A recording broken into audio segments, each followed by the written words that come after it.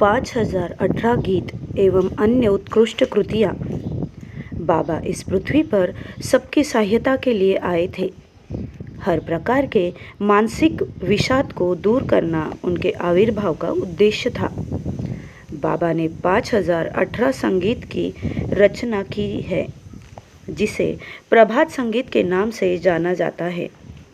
उन्होंने लोगों के आध्यात्मिक और सांस्कृतिक उन्नति के लिए प्रभात संगीत की रचना विभिन्न भाषाओं में की थी। बंगला भाषा में रचित एक प्रभात संगीत का अनुवाद यहाँ उद्धृत किया जा रहा है। 64,705 बटे जुलाई 1983। ओ परम पुरुष, व्यथित लोगों के कष्ट निवारण, सबके मन के अंधकार भगाने और समस्त प्राणी जगत को प्यार करने के लिए तुम धरा पर आए हो। क्षत विक्षत पृथ्वी तुम्हारे आगमन की प्रतीक्षा कर रही थी। खुशी तार तार हो गई है। सिर पर केवल विषाद का बोझ है। पृथ्वी के वक्ष को और अधिक प्रकाश से आलोकित कर दो। विक्षिप्त हृदय में और अमृत डाल दो। उच्च स्वर में बोल दो कि सभी सिर उठाकर आगे बढ़े। बाबा का जीवन और उनकी उपलब्धियों का विवरण। 1921 वैशाख की पूर्णिमा के दिन बाबा का पृथ्वी पर आविर्भाव। 1981 धार्मिक अतिवादियों द्वारा बाल्यावस्था में उनकी हत्या की कोशिश। 1939 श्रावणी पूर्णिमा को खूंखार दास्यु कालीचरण को दीक्षा देकर प्रथम शिष्य बनाया। 1940 से 1950 बाबा का सुभाष चंद्र बोस से नियमित संपर्क, जब वह ब्रिटिश शासन के विरुद्ध विद्रोह कर दिए थे। बाबा की गतिविधियों की सूचना प्रतिदिन जमालपुर से नेहरू को भेजा जाना। 1940 से 1950 गुप्त रूप से दीक्षा देना जारी। 1955 शिष्यों के आग्रह पर आनंद मार्ग प्रचारक संघ की स्थापना। मिशन के प्रचार प्रसार हेतु गृही शिष्यों को आचार्य बनाया जाना। 1958 रेनांचा यूनिवर्सल के नाम से बौद्धिक मंच का गठन। 1959 सामाजिक आर्थिक सिद्धांत प्रउत का प्रतिपादन और उसके प्रचार के लिए प्राउटिस्ट यूनिवर्सल की स्थापना। 1960 भारत में आनंद मार्ग का प्रचार और विदेशों में भी इसकी गूंज। इन 10 वर्षों में 20 लाख से ऊपर लोगों द्वारा साधना सीखकर आध्यात्म पथ का अनुगमन। प्रउत की लोकप्रियता में वृद्धि। बहुत से स्थानीय कम्युनिस्टों द्वारा प्रउत को स्वीकार करना। 1962 बाबा ने सेवा धर्म मिशन आश्रम आधारित संगठन की स्थापना की और सन्यासियों तथा सन्यासिनियों को कपालिक दीक्षा देकर उन्हें समाज सेवा में लगाना शुरू किया। पहली बार इतिहास में इतनी बड़ी संख्या में पूर्णकालिक कार्यकर्ता का कपालिक दीक्षा दी गई। 1963 बाबा ने मास्टर यूनिट के नाम से एक नया कार्यक्रम प्रारंभ किया। मास्टर यूनिट स्वावलंबी पर्यावरण अनुकूलन गांव है।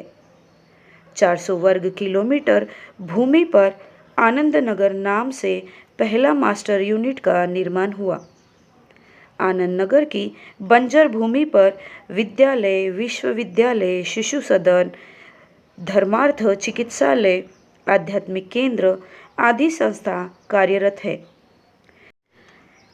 कृषि के विकास के बाद आनंद नगर नखलिस्थान मरुभूमि में हरियाली बन गया है। 1967 कम्युनिस्टों द्वारा आनंद नगर पर हमला और 5 निहत्थे सन्यासियों की निर्मम हत्या।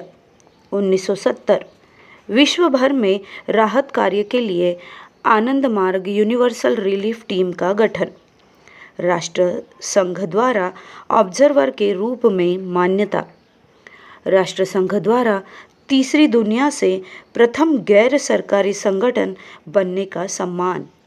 उसके बाद बाबा ने विश्व में महिला समुदाय के लिए आनंद मार्ग यूनिवर्सल रिलीफ टीम का गठन किया। 1971 हत्या की साजिश में शामिल होने के मनगढ़ंत अभियोग के तहत बाबा की गिरफ्तारी। आनंद मार्ग के भगोड़े विभागीय प्रमुख और बाबा की पत्नी कम्युनिस्टों से साठगांठ कर बाबा के विरुद्ध न्यायालय में गवाही दी। 1973 फरवरी माह में बाबा को उतनी मात्रा में विष दिया गया जितने से एक घोड़ा भी मर सकता है। 3 दिन कोमा में रहने के बाद बाबा को होश आया। बाबा ने न्यायिक जांच की मांग की। जब सरकार ने उनकी मांग पर कोई कार्रवाई नहीं की तो 1 अप्रैल से अनशन पर चले गए, जो 5 वर्ष से अधिक चला। जेल में उन्हें जान से मार डालने की यह पहली कोशिश थी। 1975 आपातकाल कानून के अंतर्गत 4 जुलाई को आनंद मार्ग और उसकी सभी शाखाओं पर प्रतिबंध लगा दिया। आनंद मार्ग के सभी केंद्रों और सेवामूलक कार्यक्रमों को बंद कर दिया गया। हजारों आनंद मार्गियों को जेल में डाल दिया गया। जब उन्होंने बाबा की निंदा करने से मना कर दिया तो उन्हें भीषण यातना दी गई, जिससे कईयों की मृत्यु हो गई। 1977 आपातकाल समाप्त हुआ। इंदिरा गांधी सत्ता से पदच्युत हुई। बाबा को दी गई आजन्म कारावास की सजा पर उच्च न्यायालय ने पुनर्विचार किया। 1978 बाबा पर लगे सभी आरोप गलत साबित हुए और बाबा की रिहाई हुई। उनके बाद उन्होंने अपना 5 वर्ष 4 माह और 2 दिन का लंबा अनशन तोड़ा। 1982 बाबा ने एक नूतन दर्शन नव्य मानवतावाद को प्रतिपादित किया। 30 अप्रैल को कम्युनिस्ट गुंडों ने कलकत्ता में 17 सन्यासियों और सन्यासिनियों की निर्मम हत्या कर दी। 14 सितंबर को बाबा ने प्रभात संगीत का पहला गीत दिया। 8 वर्ष बाद 1990 में 5018 गीतों की श्रृंखला पूरी की। गीतों की संख्या रविंद्रनाथ टैगोर की संख्या से 2 गुना अधिक है, जिसकी रचना में उन्होंने पूरा जीवन लगाया था। 1986 बाबा ने विज्ञान जगत को अनुजीवत रूपी एक अनमोल तोहफा दिया। 21 अक्टूबर 1990 बाबा ने अपनी भौतिक शरीर त्याग दी। बाबा 69 वर्ष तक भौतिक शरीर में रहे। इस छोटी अवधि में उन्होंने विश्व भर में अनेक संगठन खड़ा किया, आध्यात्मिक विषयों पर 200 पुस्तकों को श्रुति लेख दिया, प्रौत सिद्धांत का प्रतिपादन किया और उस विषय पर 21 पुस्तकों की रचना की। समाजशास्त्र पर 4 पुस्तकें लिखी और समाज चक्र का नया सिद्धांत किया। नव्य मानवतावाद दर्शन की शिक्षा स्कूल पूर्व कक्षा से लेकर स्नातकोत्तर कक्षाओं में दी जाती है। बाबा ने विश्व भर में मास्टर यूनिट की स्थापना की और आनंद नगर को मूर्त रूप दिया। गुरुकुल विश्वविद्यालय की स्थापना हुई। विश्व भर में पशुओं और पेड़ पौधों के लिए अनेक आश्रय स्थान बनाए। बच्चों के लिए 21 कहानियों की पुस्तक लिखी। बहुत सी नाट्य कथाएं लिखी। अंग्रेजी सहित विभिन्न भाषाओं पर व्याकरण की पुस्तकें लिखी। उन्होंने भाषा विज्ञान पर बांग्ला में 1985 से 1990 के बीच 26 अपूर्ण भागों की रचना की।